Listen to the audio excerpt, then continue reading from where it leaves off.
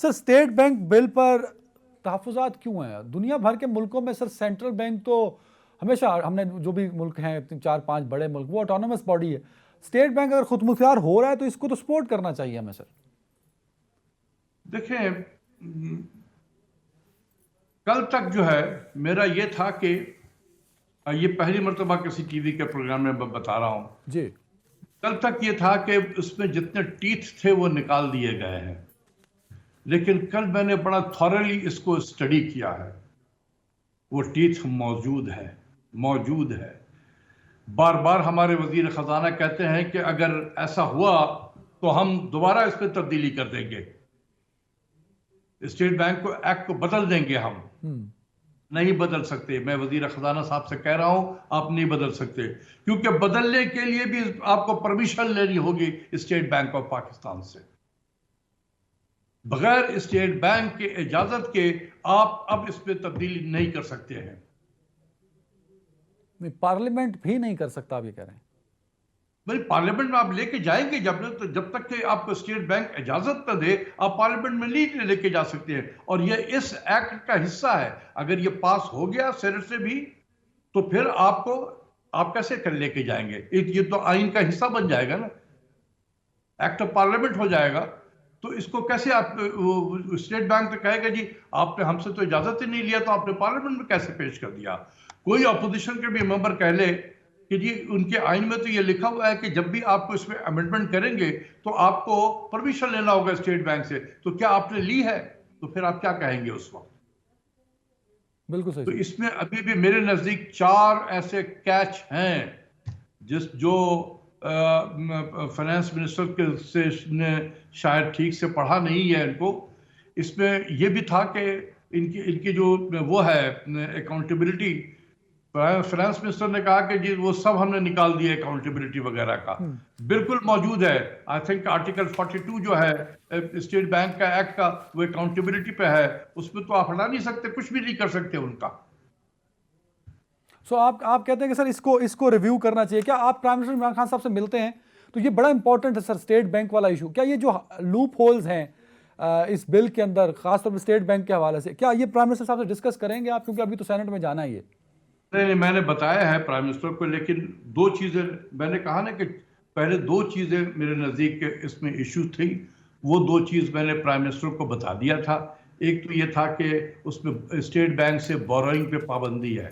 اگر پابندی لگے گی تو اسٹیٹ بینک، حکومت پاکستان صرف جائے گا کمرشل بینک سے بورو کرنے کے لیے، اور کمرشل بینک ان کو ایکسپلائٹ کرے گا، من مانگے انٹرسٹ ریٹ پہ انٹرسٹ ریٹ آپ کو دے گا. پیسہ دے گا.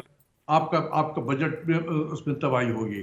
دوسرا تھا کہ اسٹیٹ بینک اپنا پروفٹ جو ہے وہ شیئر کرتا ہے حکومت کے ساتھ میں، اور کوئی 1000 ارب سے تقریباً اس کا اماؤنٹ جو ہے اسٹیٹ بینک سے آتا ہے وزارت خزانہ کو، جو ہمارے نان ٹیکس ریونیو کا حصہ ہوتا ہے.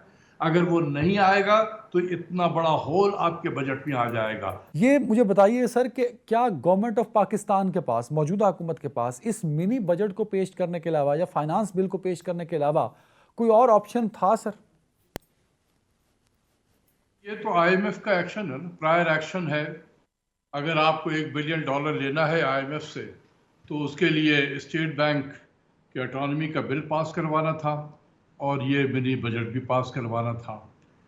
یہ دیکھیں، ہمیشہ یہ نوٹ کریں کہ آئی ایم ایف کا جو پروگرام ہوتا ہے وہ ایک سیاسی پروگرام ہوتا ہے، اور سیاسی پروگرام اس طریقے سے ہوتا ہے کہ آئی ایم ایف اور ورلڈ بینک یہ یونائٹڈ اسٹیٹس کے انڈر کنٹرول ہوتے ہیں. تو کسی ملک کو اگر سبق سکھانا ہو تو ان سے کہا جاتا ہے کہ بہت سخت رکھنا پروگرام، اور اگر کوئی ملک ان کے لائن ٹو کر رہا ہے تو اس وقت ان کو کہا جاتا ہے کہ آنکھ اور کان بند کر کے رکھو، بس پیسے دیتے جاؤ. تو آج کل ہمارے تعلقات ہم سب کو پتہ ہے کہ اچھے نہیں ہیں، اس لیے یہ آرم ٹوسٹنگ جو ہے یہ ہمارے خلاف ہو رہی ہے.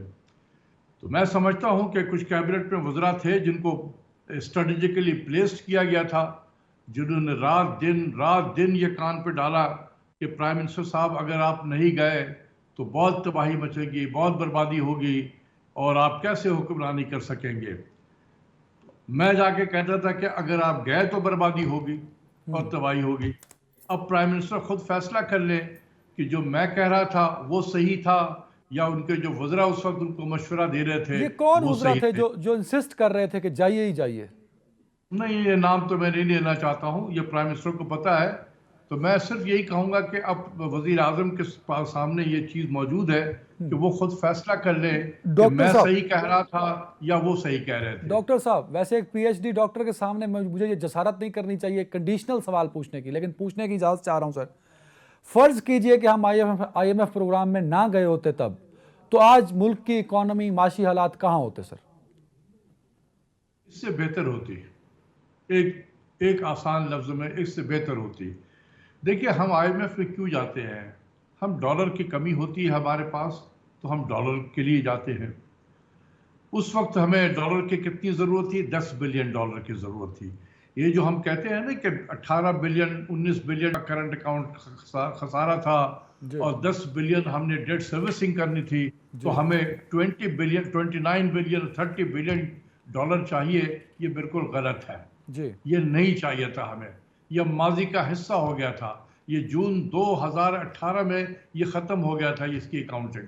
ہمیں تو جون 2018 سے آگے کی طرف جو ہے 18-19 کا مالی سال دیکھنا تھا. اس مالی سال میں کتنی ہماری ریکوائرمنٹ تھی؟ 10 بلین ڈالر کی تھی.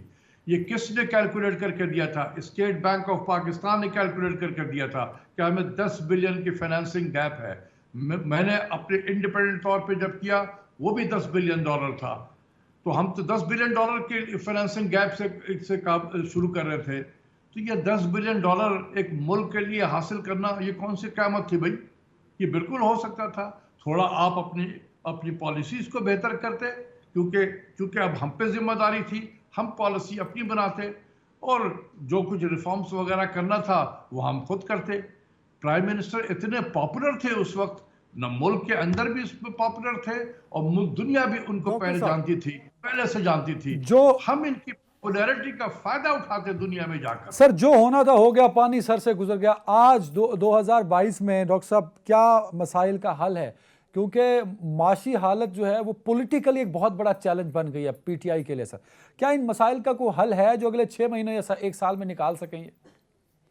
دیکھیں، جنہوں نے یہاں پہنچایا ہے نا، انہوں نے بالکل پتا تھا انہیں کہ وہ اس حکومت کے ساتھ کیا کرنا چاہتے ہیں، اور اسی لیے ان کو آئی ایم ایف میں لایا گیا کہ اتنی تباہی ان کی مچا دی جائے کہ عوام ان سے بیزار ہو جائیں تاکہ یہ اگلے الیکشن میں کامیاب نہ ہو سکے.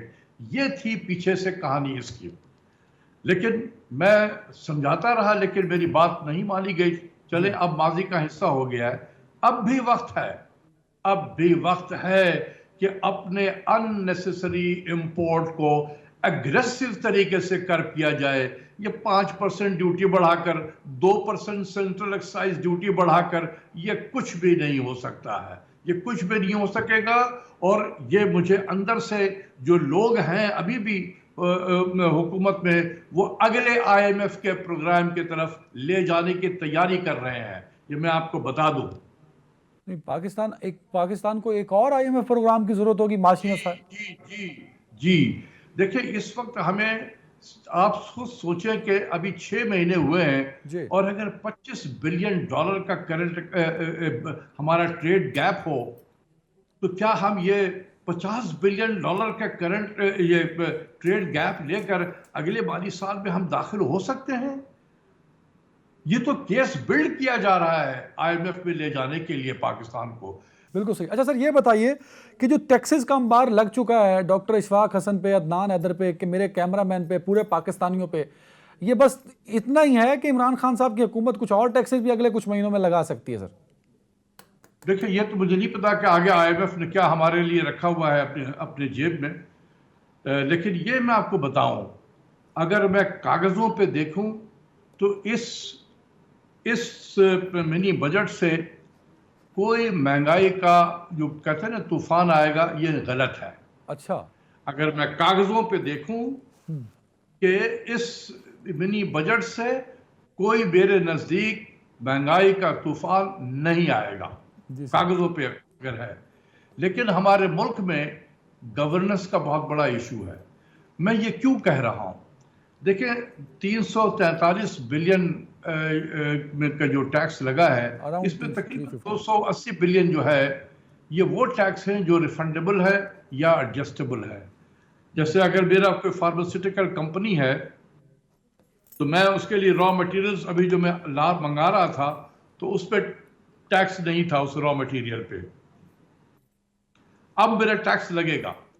جب ٹیکس لگے گا تو میں ٹیکس دینے کے بعد جب میرا مال بن جائے جس کے لیے میں نے را مٹیریل منگایا ہے میں واپس لے لوں گا اپنا ٹیکس. میں ریفنڈ لے لوں گا یا جب میں اپنے اینڈ آف دی ایئر جب میں اپنا ریٹرن فائل کروں گا تو میں اتنا ٹیکس جو ہے جو میں نے پے کیا ہے اپنے را مٹیریل میں وہ واپس لے لوں گا یا وہ ڈیڈکٹ کر کے حکومت کو دوں گا. تو مجھ پہ کوئی ٹیکس نہیں لگا ہے ایز اے انڈسٹریلسٹ. مجھ پہ کوئی ٹیکس نہیں ہے. حکومت ایک ہاتھ سے لے رہی ہے اور دوسرے ہاتھ سے دے رہی ہے. لیکن ہوگا کیا یہ میں آپ کو بتانا چاہتا ہوں. اور یہ مہنگائی کا طوفان کیوں ہوگا؟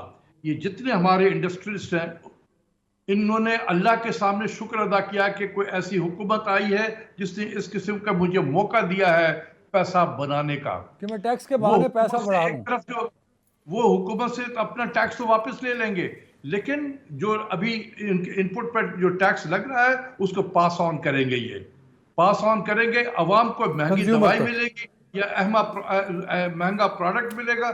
وہ ان کا فائدہ ہوگا. یہاں سے ان کی پروفیٹیبلٹی بڑھے گی. ادھر سے ٹیکس حکومت سے واپس لے لیں گے. یہ ڈاکٹر صاحب آپ کی نظر تھی جب اسحاق ڈار صاحب فائنانس منسٹر تھے آپ کے خیال میں اسحاق ڈار صاحب نے کیا معاشی غلطیاں کی بطور وزیر خارجہ؟ وزیر خارجہ تو نہیں تھے. سوری وزیر خزانہ سے. لیکن میرے نزدیک سب سے زیادہ جو تباہی ہے ان کی نا انہوں نے پاکستان کی فسکل اسٹیٹسٹکس کو اور گروتھ کی اسٹیٹسٹکس کو برباد کر دیا. یہ سب جو ہے کہ جہاں پر چیزیں ٹھیک نہیں ہو رہی ہیں ان کے ڈیفینیشن کو بدل دیا. جہاں پر چیزیں ٹھیک نہیں ہو رہی ہیں اچھا یہ اس چیز کو یہاں سے نکال کے بجٹ سے باہر کر دو. مثال کے طور پہ ایک آپ کو بتاتا ہوں کہ جب اسحاق ڈار صاحب وزیر خزانہ بنے تو سرکولر ڈیٹ کی جو پیمنٹ تھی وہ بجٹ سے جایا کرتی تھی. وہ بجٹ کا آئٹم ہوتا تھا. تو اسحاق ڈار صاحب آئے تو وہ 5 جون کو آئے تھے. ٹھیک ہے نا 5 جون 2013. تو ہمارا مالی سال 30 جون کو ختم ہوتا ہے. ٹھیک ہے نا. تو وہ کیا کہ انہوں نے 329 بلین روپے کا سرکولر ڈیٹ جو تھا وہ پاور کمپنی کو ایک دن کے اندر سب واپس کر دیا. اپروول بھی ہوئی اور ان کو مل بھی گیا ایک دن کے اندر میں. کیوں کیا گیا تھا؟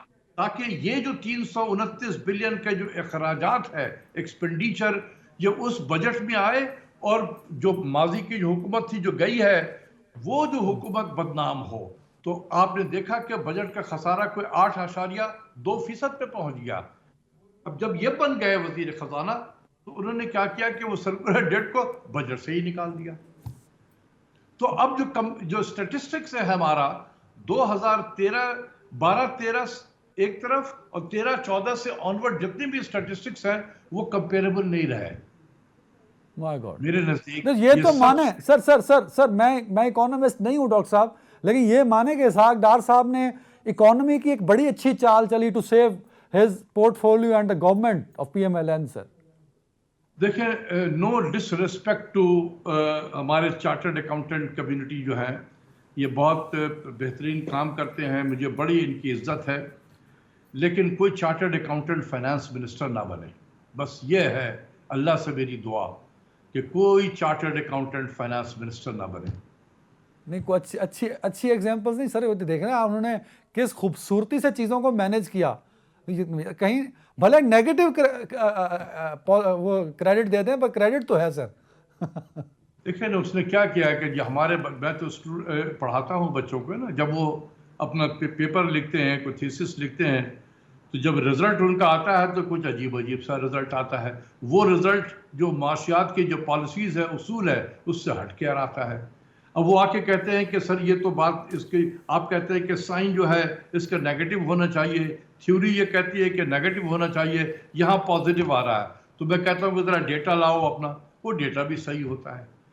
تو کیا ہوا ہے؟ یہی چیزیں نا معاشیات کے اصول ہی بدل دیے انہوں نے کہ جہاں پر پازیٹیو سائن آتا تھا اب وہ نیگیٹو سائن آتا ہے. اب وہ بچے پریشان رہتے ہیں. ہم کہتے ہیں کہ یہ بس اس کو بس ایسی طریقے سے سبمٹ کر دو, تم ٹھیک نہیں کر سکتے. ٹائم کی کمی ہے. 2 سوال ہے سر. کیا واقعی اسحاق ڈار صاحب نے مصنوعی طور پر ڈالر کو ایک خاص روپیز پر سٹے دیا تھا سر؟ Is it possible? دیکھیں, یہ میں اکثر لوگ یہ سوال کرتے ہیں مصنوعی طور پر جیسے کسی نے باندھ کر رکھ دیا ہو. کوئی رسی سے باندھتا ہے ایکسچینج ریٹ کو؟ کس کو باندھیں گے آپ یار؟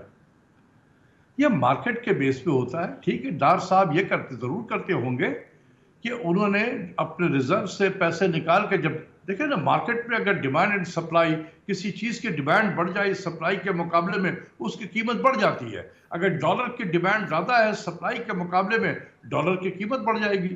تو ڈار صاحب یہ کرتے تھے, ریزرو سے نکالا اور نکال کے مارکیٹ میں ڈال دیا, ڈیمانڈ اینڈ سپلائی کو بیلنس کر دیا, وہی رہتا تھا. تو اسی طریقے سے ہوتا ہے. دوسری چیز یہ ہے کہ ایک چیز ذہن میں رکھیں کہ جب بھی ریزرو آپ کا بڑھ رہا ہو تو وہاں ایکسچینج ریٹ نیچے نہیں جاتا ہے.